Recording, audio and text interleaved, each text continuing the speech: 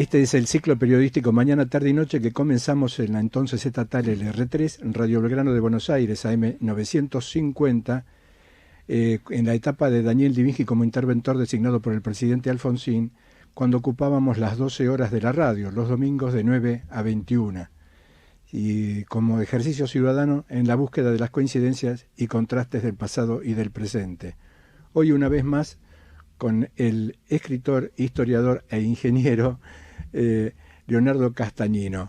El síndrome del papel en blanco, en la época que se usaba el papel y ahora la página o como se quiera denominar en blanco en internet, es el síndrome de eso que tenés que llenar como ingeniero, como escritor, como historiador. ¿Es el mismo síndrome? Sí, no sé, la verdad que no sé. Vos decís... Es decir, cuando tenés un papel en blanco o tenías un papel en blanco y tenés decidido escribir algo sobre tal cosa, ¿tenés una especie de síndrome que vas a poner ahí, que vas a escribir? Bueno, por ejemplo, antes yo creo que era más fácil. Si vos, para escribir un libro, por ejemplo, antes era más difícil, más complicado, porque tenías que tener ya el libro en mente. Ahora, viste, copiás, pegás, lo que no me gusta, lo corro, corro los márgenes. Antes, viste, era un sacrificio. Ahora es mucho más rápido. Ahora... No quiere decir que haya mejores escritores, ¿viste? Porque antes había gente realmente, ¿viste? Pasó una vida para... Pues imagínate, Sierra, por ejemplo, hizo 10 volúmenes de historia argentina, no sé lo que es un sacrificio terrible, ¿viste?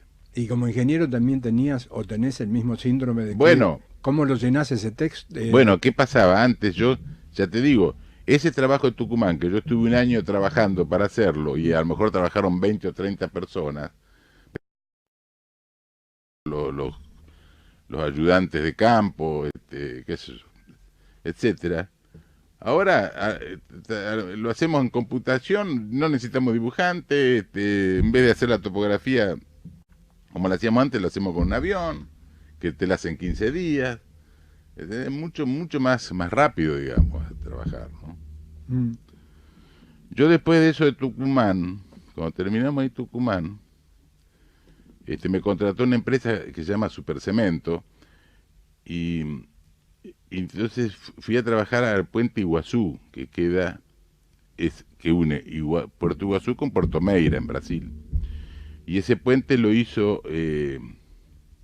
un consorcio que era Supercemento por el lado argentino y Sobrenco, que era brasileña. El jefe de obra era un tal Angelini, del lado argentino, y del lado brasileño, no me acuerdo ahora el apellido. Y después dentro de la obra había dos sectores, una que era el puente en sí, que era una estructura muy importante, y después había otro sector que era el acceso del centro frontera, que ya era responsabilidad mía, ¿no? Y es un puente muy importante porque digamos, tiene una estructura tiene, por ejemplo, entre las dos pilas de apoyo tiene 220 metros de longitud, sin ninguna pila intermedia. Y desde la pila hasta el estribo, o sea, hasta el terreno, tiene 230.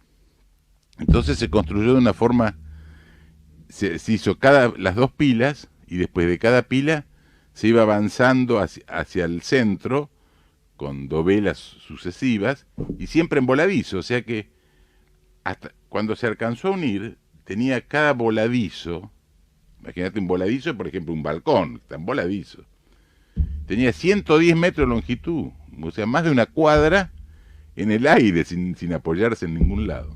Y por último, lo unieron y es un puente pretensado que es muy importante, ¿no? Es muy atípico, digamos, ¿no? Acá en la Argentina no hay otro puente igual. Y bueno, ahí estuve 3 años. Incluso tengo una hija nacida en Foz, así que... Así que en cada obra pública tenés familia. Sí. Y después de ahí estuve trabajando en Ushuaia, 3 años, 4, y entonces tengo 2 hijos más de Ushuaia. Y ahí hice varias obras, hice toda obra de desagüe, alguna cisterna, qué sé yo. Y después con mi hermano hicimos una obra que se llama, ahí se veía el puente, ves que tiene los apoyos, fíjate, tiene 220 metros de longitud de distancia entre uno y otro. Ujú. Y bueno, ahí en el video se ven algunas fotos también del centro frontera y del acceso. Después de eso fui a hacer Estabas en Ushuaia. Sí, en Estaba- Ushuaia. Mm. Y después con mi hermano hicimos una autopista de camino montaña,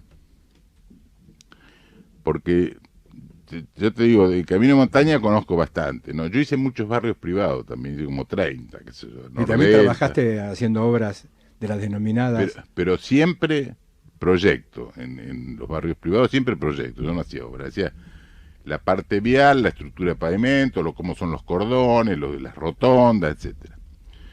Y después con mi hermano hicimos en Panamá, hicimos una autopista en camino a montaña, que desde Maden a Colón, que son 10 kilómetros.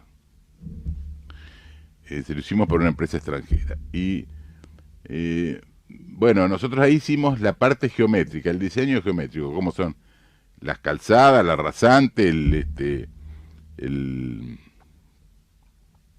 las curvas, por dónde había que ir. Ahí había, viste, una zona muy escarpada, hay lagos, hay mucha vegetación, incluso hay muchas poblaciones distribuidas en la selva. Ujú. Ahí se ve el trazado, que es de Madena Colón, y después más adelante, bueno, hay algunas imágenes de la autopista en sí. Eso lo hicimos, fuimos a Panamá, pero en realidad el proyecto lo hicimos acá y lo entregamos, ¿no?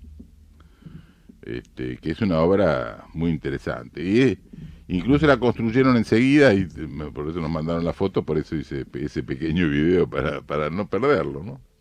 Te interrumpí cuando estabas por describir lo de Ushuaia y del trabajo tuyo allá. No, en Ushuaia hice una cisterna muy grande de hormigón, y después hice varias obras de agua potable y de cloaca. Ujú. Tuve 3 años, pero eran distintas obras, ¿no?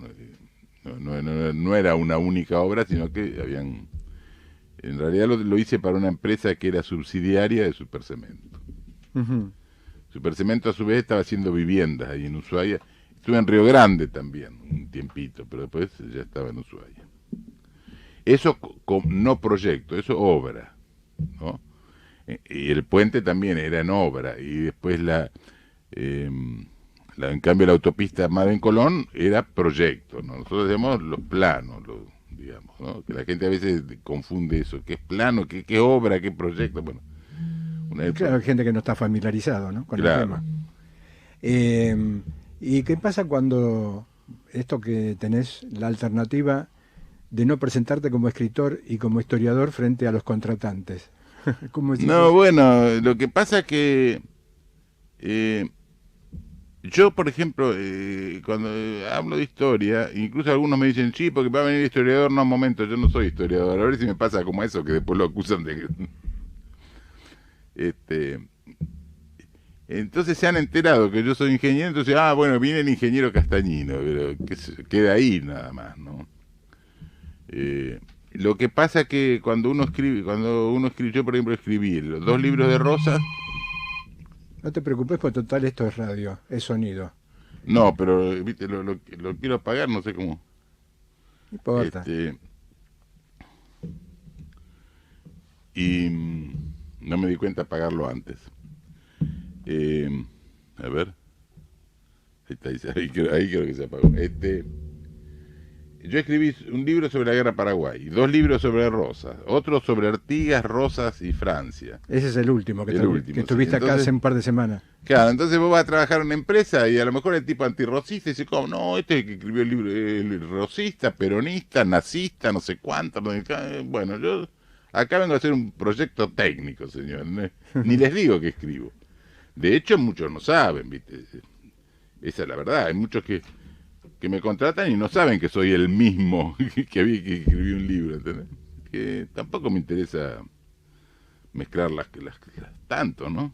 Claro, pero también eso nos muestra cómo somos como país y como ciudadanos, porque en definitiva Si vos sos un buen ingeniero, independientemente de tus ideas políticas, Claro, sí, no, pero ¿qué tiene que ver, no? acá tenés que ser, además tenés que ser políticamente correcto, porque si no Sí. estás muerto. Sí, claro. Enseguida Estamos con Leonardo Castañino, ingeniero, escritor e historiador, en Mañana, Tarde y Noche, en el ciclo que empezó en febrero de 1984, y estamos de lunes a jueves en este presente por www.radiosentidos.com.ar, los viernes a la hora 16 por AM 1010 Radio Onda Latina, entre otras emisoras de AM y de FM de provincias en esta republiqueta sojera, en este país barra cobarde.